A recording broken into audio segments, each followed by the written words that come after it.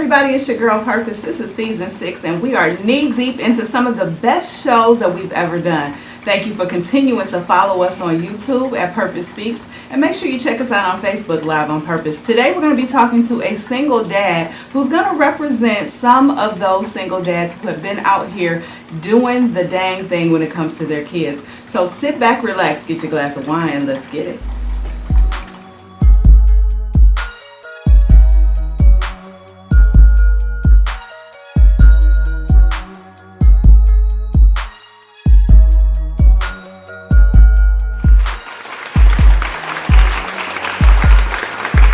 Today I am with James, who is a single dad, and we're going to be talking about some of the struggles, challenges, and some of the great things that come out of being a single dad. Welcome, James. Thank you. Thanks for being on the show. So let's just kind of talk about your situation in particular. So you have custody of one of your children? Yes, my 6-year-old son. Okay. And I've had custody of him since he was 10 months. Okay. Now how did that happen? How did that come about? Basically, me and his mom, we had an agreement prior to this, and she didn't stick to her end, and it was like she was doing it to hinder me. Okay. And basically, I just got fed up, and the support of my family gave me good advice, so I went and filed the motion for custody, and they saw fit that I was a better parent. Okay. Now, when you say, she kind of wanted to hinder you, so to speak, I find that I hear that quite often, that these moms kind of use children as leverage. Did you find that to be the case, or was it something different for you? That was her main motive. Okay. At the time, I was working, she wasn't, and our agreement basically was I worked crazy shifts. I worked 12-hour shifts. Okay. 3 days on, 4 off, 4 on, 3 off. And when I worked, she had them. When I was off, I had them. Okay. So this job is giving me crazy overtime, and I always can use the overtime. So I'll call her, I need to bring him so I can go to work. And this one particular day, what did it for me, it was on St. Patrick's Day. It was an off day for me. Okay. And I got a call, James, can you come in and work? Sure. Okay. Call her, I need to bring him. Oh, you messed up my holiday. St. Patrick's Day was our holiday. Exactly. Okay. So when I went and got him, I told her, this is it for me. I can't keep going through this because it's causing me to miss money, and you're not doing nothing. Why not? Right. So I took him, and she tried to call the police or whatever, and saying it was kidnapping. It wasn't kidnapped. Right. And I went and filed and went through the long trial, and here I am today, 6 or 7 years later. Now, how long was the process of getting custody, and what was that like for your relationship with your son? Did you just kind of keep him throughout that? First, I had to get some type of custody, so they gave me emergency temporary custody. Okay. And the trial was almost a year. Wow. It was almost a year.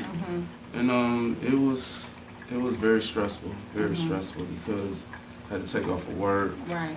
And it was like the courts was basically fighting against me. And it just didn't feel right, you know what I mean? So it made me fight even harder, you know what I'm saying? I fought the case myself. I didn't use a lawyer or nothing like that. Right. Okay. I think a lot of people take for granted what goes into, stepping up and taking custody of your child. And I just, I admire the fact that you did that, but what do you feel hinders people, or men in general, from going forth and getting the custody that they deserve? I'm gonna say lack of not knowing first, because prior to me getting custody, I didn't know what steps to make or nothing like that. Someone told me, and I moved forward from there. And I see now today a lot of guys are in my situation I was in before, and I give them all the information I was given, and any advice I can give to help them out. The hindering part, like I say, it's just like the courts they not used to that. They not used to a black man, first of all, or a man, second of all, stepping up, wanting to be in his kid's life. So it was kind of like they were trying to do anything to stop me from going forward with that. Like the guardian ad litem at the time, his job was to represent the kid. Right. Not for the mom, not for the dad. Right. Well, he took her side. And every time we went to court, he would say, why don't you go ahead and give her joint custody? And I'm like, no, and here are the reasons right here in my statement. So why are you advising me to do that? So the last day of the trial, he asked me again, and I was so frustrated, and I kind of blew up on him, like, you know what, we can do this all over again. I'm gonna have you removed, because you're doing your job, what you're supposed to do, you know what I mean? So that was the hindering part, but here I am today, like I said. Yeah. Do you think most black men just don't want to be involved in the court system, and that's probably why they try to stay away from their rights as a father? Could be. Yeah. Could be, because when people hear court, you know, it's automatically negative, or okay. Okay. When we come back, we want to talk more about the challenges that James has faced personally, and then we'll talk about a little bit more about being a single dad right here on Live on Purpose. We'll be back in a second.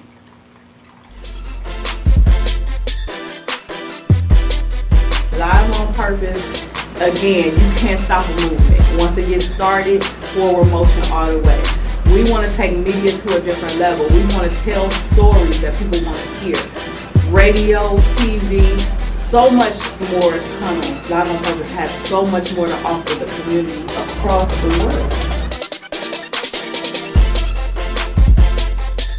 What's crazy is that I'm not inspired by your average everyday entertainer that you turn on the radio and hear. I'm inspired by people who have words to say that most people don't hear them. They go days and days without hearing. I'm inspired by the grandmother who's lived on her street for 52 years and has seen and heard everything and still stands regardless of how many people have gotten killed right in front of her eyes.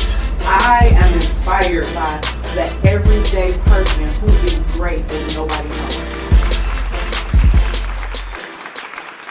Now we're here with James today, and we're spotlighting single dads, and he's going to speak for the single dads today, right here on Live on Purpose.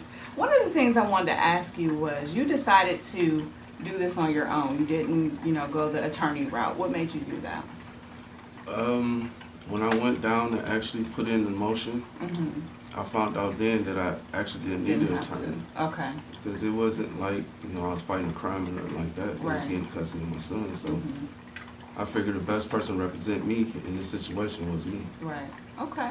What advice would you give to a dad out there that's probably wanting to have not even necessarily full custody, but some level of legal custody for their child? What advice would you have who maybe they're overwhelmed with the process?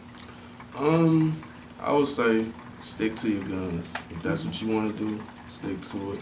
There are resources out here that's not really out in the open. Okay. You gotta look more into them. I'm still finding new ones myself. Okay.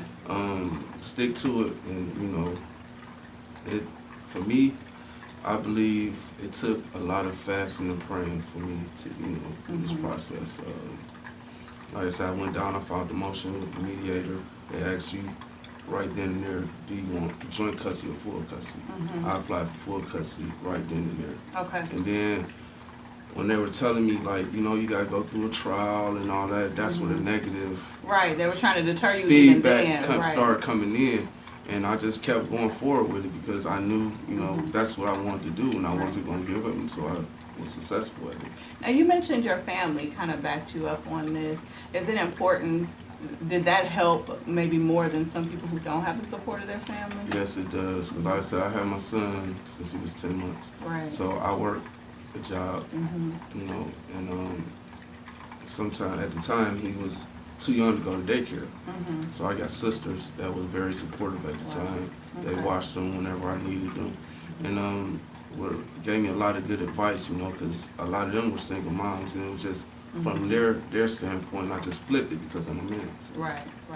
Now, one of the things, and this is like a social media thing, people talk about this all the time, that, people just automatically give moms their props and their just dues or what have you, whether it's deserved or not. And sometimes dads are overlooked. Do you feel that way? Yes. Okay. Yes. Okay. What would you like to see more of when it comes to recognition of dads? It should be equal. Right. Basically, 50-50. I mean, that's my responsibility as well as the mom's responsibility. whether either parent do what they supposed to or not, but when it still should be 50-50, like, because the responsibility is 50-50, so why not, when it comes to like custody and stuff like that, why can't we be treated the same way when we're approaching it? Right. Having gone through this process, and congratulations, and you're 6 years, 7 years in now, congratulations for being awarded custody, but having gone through all of this, what are your views on dads who just don't participate at all in their kids' lives? I'll see it as, I don't want to be disrespectful, but you know, you gotta feel less of a man if you don't take care of your kid. Like, whether yours was there or not, you know, that's your responsibility. Right. You know, there's no excuse. I don't care what it is. If the mom ain't letting you, it's avenues to go by to be able to see your kid. And you know, even if you got to show up at the school just to see your kid, that's far as I would take it. You know? So there's no excuse, and I mean, we got to do better, because nowadays it's hard, and especially for our young men, and that's what's missing to me. That's what I see that's missing. You know, not just the father, not just the mother, the father and mother coming together, not being together, but coming together raising a kid.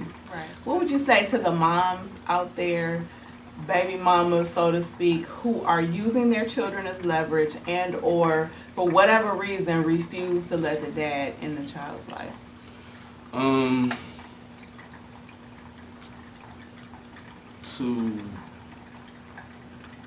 To be able to raise your kid, whether you think you can do it or not, it's a two-party job, and you know, that's going to make the kid better off in life, I think. You know, with the two parents, especially the dad, you know, they need that. They need that. Yeah. They need that. Okay. Well, I want to thank you, James, for being on the show and sharing your story with us. I'm hoping that somebody out there, be it a dad wanting custody, whatever it is, have been inspired and gotten a little bit more information from James today. We're talking about single dads. I'll be back in just a second with my final thoughts.